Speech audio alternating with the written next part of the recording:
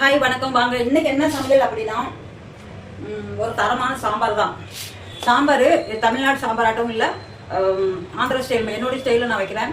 எங்கள் பொண்ணுக்கு ரொம்ப பிடிக்கும் இந்த சாம்பார். தனியாக இருக்கணும், அதில் அப்பளம்லாம் வர சாப்பிட்டு செம்ம டேஸ்ட்டாக இருக்கும். வாங்க பார்ப்போம். ஒரு டம்ளர் போடுறேன், ஏன்னா அந்த வெண்ணிலா உங்களுக்கு கொஞ்சம் கொடுப்பேன். அவங்க நம்ம சாம்பார் இந்த மாதிரி சாப்பிட்டு பார்த்ததில்ல, பார்த்தாங்கன்னா தெரியல தமிழ்நாடு சாம்பார் எப்படின்ட்டு. வச்சுக்கூடாது. அது என்ன பண்ணுறீங்கன்னா, நீங்கள் குக்கரில் வேக வைக்கிறதோ, குக்கரில் வேக வைக்கிறாங்க சில பேர், அந்த மாதிரி பண்ணாதீங்க. அது ஃபுல்லாக குழஞ்சிரும். அப்படி இல்லாமல் இப்போ ஐயோப்பா ஒரு பேன் ஏசி மாட்டிங்கன்னா பரவாயில்லையா, ரொம்ப வேகுது முடியல. குக்கர் இல்லாமல் இதில் என்ன பண்ணுறீங்கன்னா, இது பருப்பு இந்த பருப்பாக இருந்தாலும் சரி, பச்சை பயிரில் நீங்கள் இப்போ தக்காளி பழம் போட்டு கத்திரிக்காய் போட்டு புளி கொஞ்சம் லைட் புளி ஊற்றாமல் அப்படியே அது வச்சாலும் சரி, பருப்பு ஃபஸ்ட்டு வறுத்து குழம்பு வச்சு பாருங்க, அவ்வளோ டேஸ்ட்டாக இருக்கும். துவரம் பருப்பை அந்த வாசனை வர வரைக்கும் வறுத்துட்டு அதுக்கப்புறம் தண்ணி ஊற்றி வேக வச்சுப்பாங்க, சீக்கிரம் வேகும், டேஸ்ட்டாகவும் இருக்கும். பண்ணி பாருங்கள். ரொம்ப நாள் ஆச்சுங்க சாம்பார் வச்சு, நான் ஒரு ஆளுக்கு வேஸ்ட்டாக போகுது அப்படின்ட்டு என் வீடியோ பார்க்குறவங்கன்னு சொல்லுவாங்க. கொஞ்சம் பார்த்து சப்ஸ்கிரைப் பண்ணிக்கோங்க ப்ளீஸ். சப்ஸ்கிரைப் பண்ணி எனக்கு கொஞ்சம் ஆதரவு கொடுங்க. ஏதோ எனக்கு என்னென்னலாம் தோணுதோ அதை நான் சமைச்சு கொடுக்குறேன். போடுறதுல என்னுடைய ஞாபகத்தமாக இருக்கும்ல, எப்போதும் நான் போயிட்டாலும் இருக்கும்ல, அதுக்காக மட்டும்தான் போட்டுட்டு இருக்கிறேன். இதில் வந்து நீங்கள் நல்லா வறுத்துக்குங்க, இந்த நல்லா வாசனை வரைக்கும் வறுத்துக்குங்க. வேகம் சீக்கிரம் வந்துடும். அப்புறம் வாங்க பார்க்கலாம். நல்லா வறுவடிச்சுப்பேன். இந்த அளவுக்கு நேரம் மாறிடுச்சு பாருங்க. அந்த அளவுக்கு வர்றப்ப தண்ணி ஊற்றிக்கோங்க. அந்த பிடிங்கப்பா.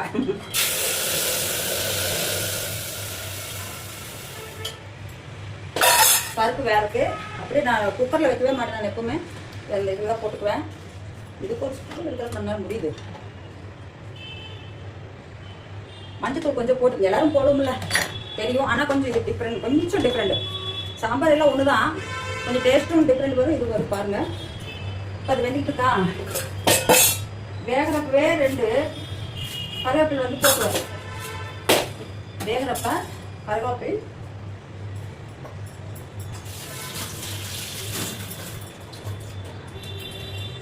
கருவேப்பிலை 4 பச்சை மிளகாய் கட் பண்ணி போட மாட்டேன், முழுசாக அப்படியே போடுவேன். அந்த ஃப்ளவர் ஸ்மெல் நல்லா இருக்கும்ல, வாசம், அதுக்காக அது பச்சை மிளகா போட்டால் எனக்கு ஒத்துக்காது அல்சரு. அதனால 4 பச்சை மிளகாய் முழுசாக அப்படியே போடுறேன். கொஞ்சம் எண்ணெய்,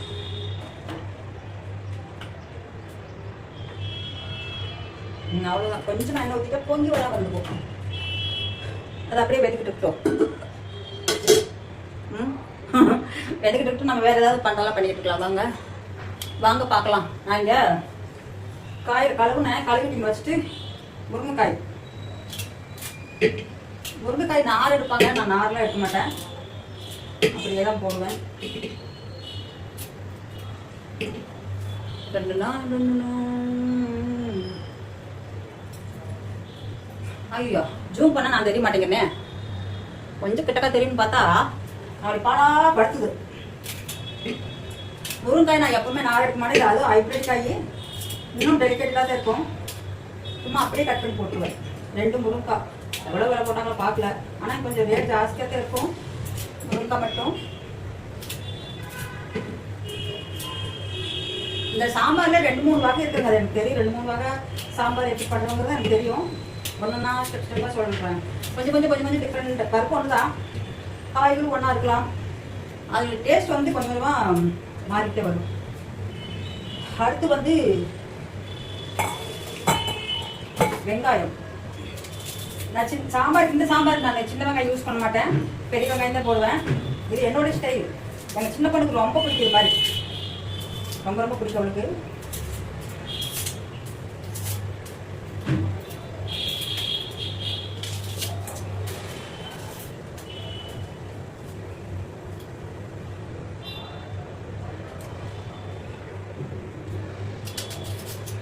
இதெல்லாம் எங்கள் பொண்ணு 10th 8th படிக்கிறப்ப இந்த ஞாபகம்.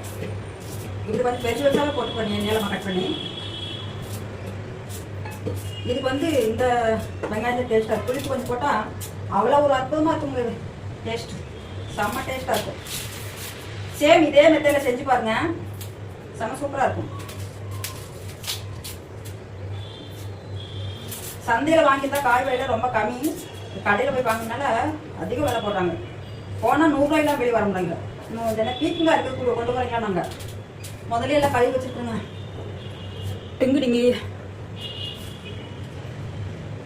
முதல்ல கழுவி அதை போட்டு வச்சுருக்கேன்.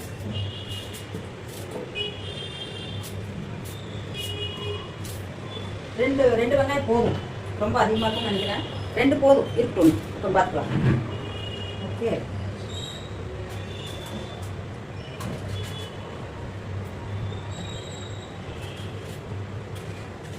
சாம்பார் இப்படி நடுமா போட்டால் அது ஒரு டேஸ்ட் இருக்கும். கிட்ட நறுக்கணும்னா அது ஒரு டேஸ்ட் வரும். 2லேயும் ஒவ்வொரு டேஸ்ட் இருக்குது.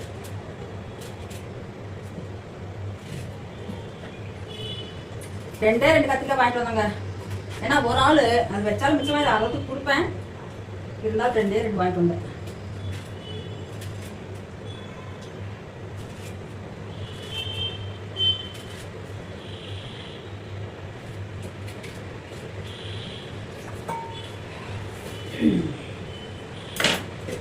கட் பண்ணி வச்சுக்கல, அப்படி பார்க்கலாம் இப்படி பண்ணுறது. இப்போ காய் தனியாக அப்படி வேக வச்சிருவேன்.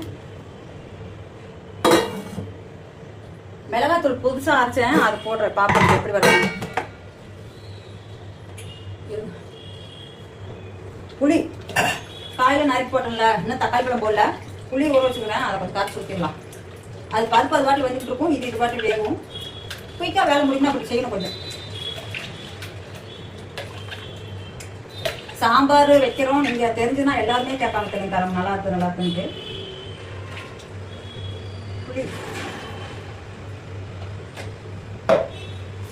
புளி ஊற்றியாச்சு, தக்காளி பழம் போடலாம்.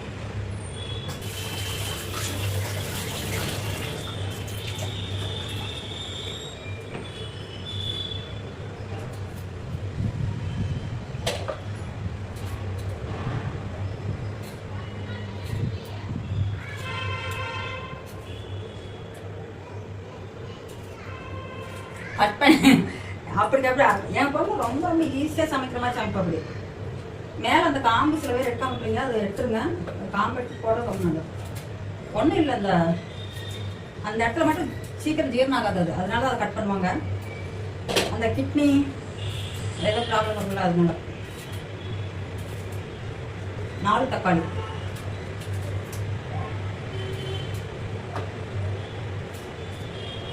நீங்க பார்த்துதான் ஆகணும், இல்லை வர மாட்டேன். பருப்பு பாதி வேக்காடு வந்துட்டு இருக்கு. வெங்காயம், பெரிய வெங்காயம் பெருசா 2 போட்டுக்குங்க. பச்சை மிளகாய் 4 போட்டுக்குங்க.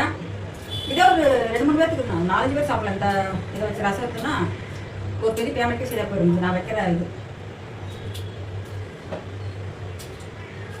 என்னடா அவ்வளோதாங்க, அது வேற முடிஞ்சது. அப்போதைக்கப்போ இப்படி கழுவி அப்பப்போ வச்சிருவோம், அது ஒரு பழக்கம் எனக்கு.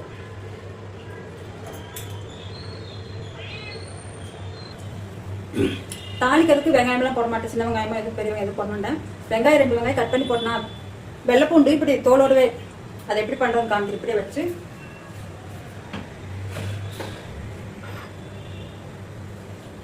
இப்படி ஒரு தட்டு கீழே அப்படி வேர் பகுதியில் இப்படின்னு ஒரு தட்டு தட்டிங்கன்னா அது இதாக இருக்கும். அது தாளிக்கிறப்ப செம்ம டேஸ்ட்டாக இருக்கும், சாப்பிட்றப்போ நல்லாயிருக்கும். தோல் தனியாக வந்துடும். அப்போ எல்லாத்தையுமே இப்போ தட்டி போட்டு சாப்பிடுங்க. வெள்ளைப்பூண்டு தான் போட்டு இது பண்ணணும். இந்த வெங்காயம் பண்ண மாட்டாங்க, அதுதான் பப்புச்சாருன்னு சொல்லுவாங்க தெலுங்குல. எங்கள் பொண்ணுக்கு ரொம்ப ரொம்ப ரொம்ப ரொம்ப பிடிக்கும். ஆனால் அம்மா உங்களே மாதிரி வைக்க முடியலமா என்னால் அப்படின்ட்டா. கொஞ்சம் புளி அதிகமாகவே போட்டுக்கோங்க. இருக்கு ஏன்னா கொஞ்சம் புளிப்பாக இருந்ததுன்னா இந்த இதுக்கும் அதுக்கு நல்லாயிருக்கும். இந்த மாதிரி தட்டி மிளகா அப்படி வச்சுக்கணும், முழு மிளகாயே வச்சுக்கணும். அதனால கருவேப்பிலை போட்டு சேர்த்துக்கலாம்.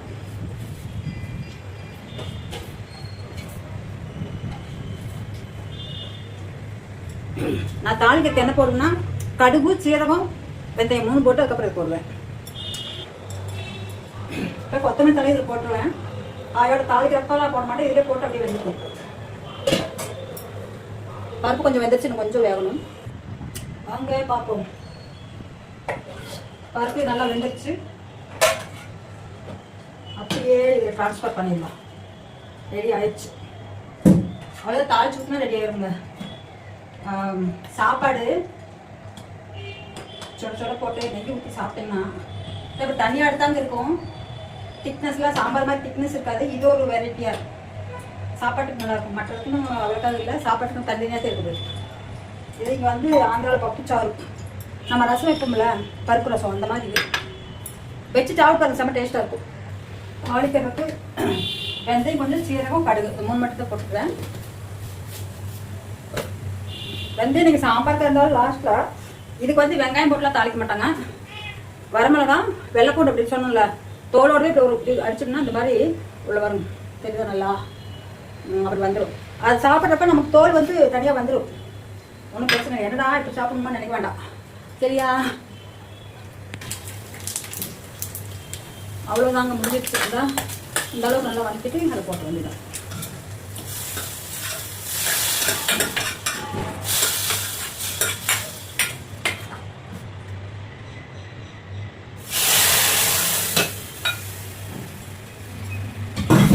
பப்புச்சாறு ரெடி. ஆந்திரா பப்புச்சாறு. இதுதான் ஆந்திரா பப்புச்சாறு. பப்புச்சாருன்னு சொல்லுவாங்க இதை. ஆந்திரா பப்புச்சாறு. தனியாட்டம் பாருங்க, எங்கள் பொண்ணு இருந்தால் ரொம்ப பிடிக்கும். சரிங்களா? அவ்வளோதான், வேலை முடிஞ்சுட்டு ஆட்டங்காலி படுதா சுட்டுடலாம். வேர்த்து கொட்டிடுச்சு. என்னுடைய சமையல் செம்ம சூப்பராக இருக்குது. எல்லாமே நல்ல செமையாக செய்வேன்.